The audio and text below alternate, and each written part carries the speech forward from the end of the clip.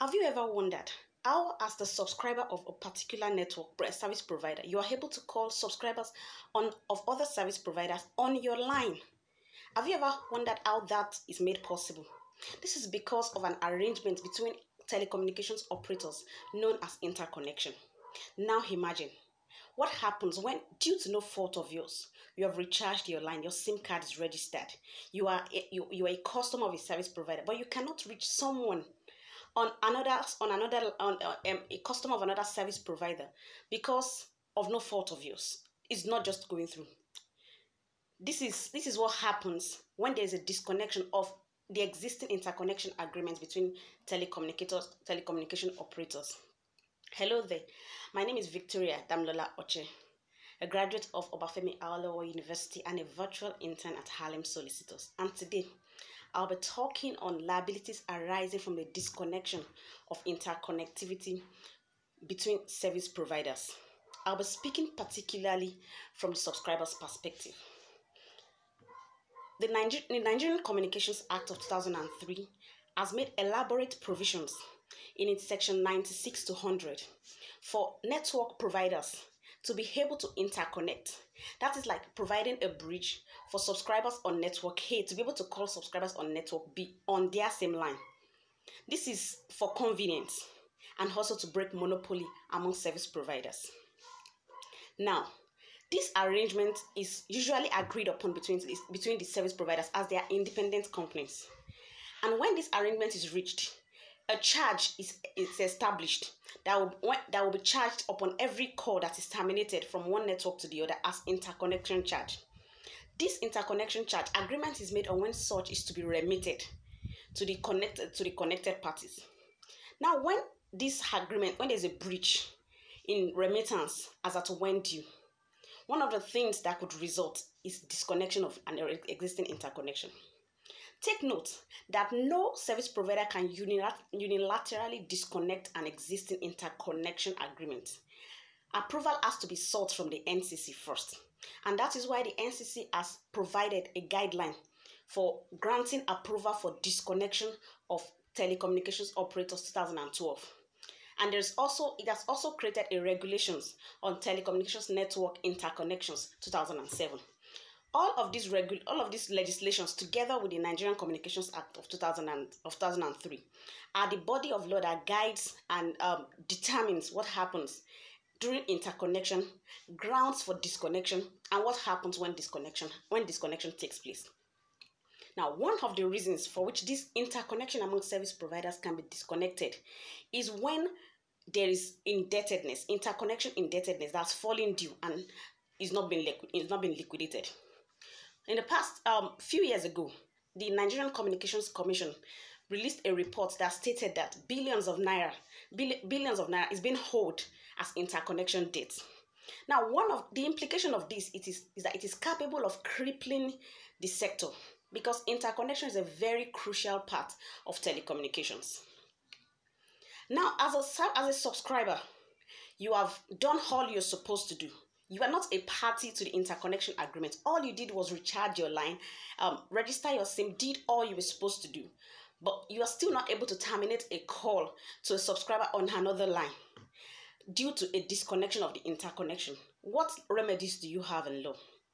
What provision is there for you? Now, take note that for a party that is in debt, that is owed, to be able to disconnect interconnection, it has to apply to the NCC and state the grounds for which the disconnection is being sought. Effort has to be made between these two parties, that is, the applicants, the company seeking to disconnect, and the respondents, that is, the company that is being sought to be disconnected. Effort has to have been made between both parties to amicably settle the indebtedness. Now, when approval from the NCC, so the NCC also calls the party together to negotiate, and even goes as far as asking the party, the respondent, to make an undertaking, pay substantial part of the debt, and then enter into an undertaking as to when the rest of the debt will be liquidated. After all these options as resolving the matter has been exhausted, and the party that is the debtor company is still not owing up to the debt, then the NCC can grant what is known as a partial disconnection. That is, this interconnection becomes unilateral. Practically, if MTN is being held by Glo, an effort has been made with the intervention of the NCC to resolve this debt, and Glo has still failed, is still defaulting in remitting the interconnection charges that is holding MTN. When the approval for partial disconnection is granted, what happens is, as an MTN subscriber, I can effectively call a Glo line, but a Glo subscriber cannot call an MTN line. Now imagine the discomfort, imagine the damage that can result to subscribers who might not be aware of this. Yes, under the guidelines provided by the NCC for granting approval for disconnection of interconnection among telecommunications operators in 2012, there are stated steps that the NCC will take to inform subscribers of such impending disconnection due to indebtedness. One of which is that SMS will be sent to all subscribers informing them of the pending disconnection. Another is that in 2 national newspapers, the disconnection notice will be circulated. Now, can it be out of imagination that for whatever reason, a subscriber did not get this SMS or did not see the SMS before trying to either make a call or send an SMS to a subscriber on another network, only to find out that the call or the SMS cannot be terminated? What then is the remedy available to such a subscriber?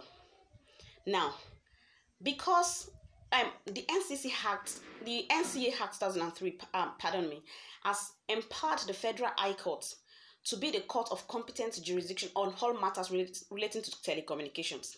However, in cases surrounding contract and negligence, the High Court is the court of competent jurisdiction to address such matter. And in this case, it is a case of a contract, because there's an exchange, there's an agreement between the service provider and the subscriber to provide telecommunication service. Consideration has been furnished in the place of recharging the line, registering the SIM card. All condition precedent has been observed. Then this is what established that it is a case of a simple contract. Now, in this instance, after having however, before the subscriber can approach the High Court to claim breach of contract or negligence of the duty of care that is owed by the service provider, which resulted in the damage he suffered because the interconnection between his service provider and another service provider was disconnected due to the indebtedness of each service provider, it has been held in a plethora of cases that if there are conditions precedent for instituting a matter that have been stated in statutes, they must first of all be observed before a party can bring the matter to court and such suit to be deemed competent. That is, the subscriber who is claiming to have suffered damages as a result of the disconnection of the interconnectivity between his network provider and any other service provider that is trying to reach must first of all comply with all the provisions for settling such issues as outlined in the NCA Act of 2003, in the Telecommunications Interconnections, in the Telecommunication Network Interconnections Regulations of 2007, and in the guidelines on procedure for granting approval to disconnect interconnection among telecommunications operators of 2012. After having observed and duly followed all the requirements for settling such disputes under these legislations, and the matter is still unresolved, and he has still not gotten the remedy he wants, he can then approach the High Court as the court of competent jurisdiction on this matter for resolution. Summarily, through this lecture, what I have aimed to establish is that as a service provider, the convenience and comfort of interconnection that you enjoy, that from your SIM card you can reach any other subscribers on all other network, is not accidental. There are statutory provisions, and for these statutory provisions to be continually enjoyed, certain obligation is imposed on both service provider in the place of interconnection charges that are to be remitted as at when due, as at when agreed upon under the interconnection agreement. And also, I've also established that one of the grounds for the disconnection of this existing interconnection is when there is interconnection debt that's falling due and is not being remitted.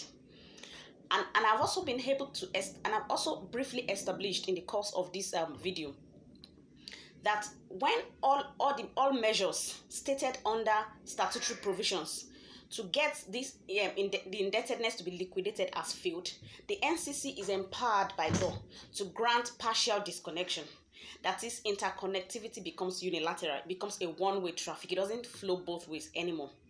And I've also established that as a subscriber, if you claim to have suffered any damage as a result of the disconnection of interconnection between service providers that you're trying to reach, the first thing to do is to comply with all the condition precedent under these regulations, because the NCA Act has empowered the NCC to be able to mediate and intervene between in disputes between telecommunications operators, and individuals, between telecommunication operators and subscribers. After having exhausted all these provisions and the needed remedies still not gotten, the competent court to approach is the High Court. I hope that through this brief video, you have been educated and sensitized on the need to comply with conditions precedent before going to court in matters of interconnection disconnection due to indebtedness. For more educative videos like this, kindly subscribe to our YouTube channel at HARLEM Solicitors and follow us on all social media platforms. Thank you.